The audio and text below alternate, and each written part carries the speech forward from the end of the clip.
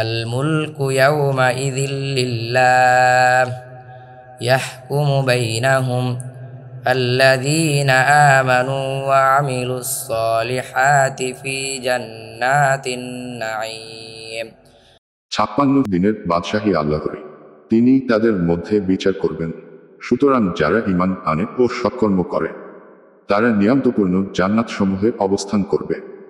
والذين كفروا وكذبوا بآياتنا فأولئك لهم عذاب مهين। 57 আর যারা কুফরি করে এবং আমার আয়াতসমূহকে অস্বীকার করে তাদের জন্যই রয়েছে অপমানজনক আযাব। والذين هاجروا في سبيل الله ثم قتلوا أو ماتوا ليرزقنهم الله رزقا حسنا وإن الله لرؤوف رحيم।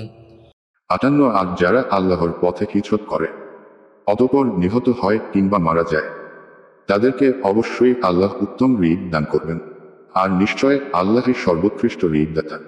ليدخلنهم مدخلا يرضونه وإن الله لعليم حليم।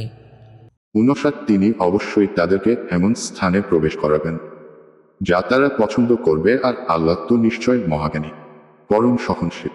ذلك ومن عاقب بمثله ما عوقب به ثم بغي عليه لينصرنه الله إن الله لعفو غفور। 7 একটাই প্রকৃত অবস্থা, আর যে ব্যক্তি নিপীড়িত হয়ে তার সমপরিমাণ প্রতিশোধ গ্রহণ করে অতঃপর তার উপর আবার নিপীড়ন করা হয় তাহলে আল্লাহ অবশ্যই তাকে সাহায্য করবেন। নিশ্চয় আল্লাহ পাপ মোচনকারী, অতীব ক্ষমাশীল।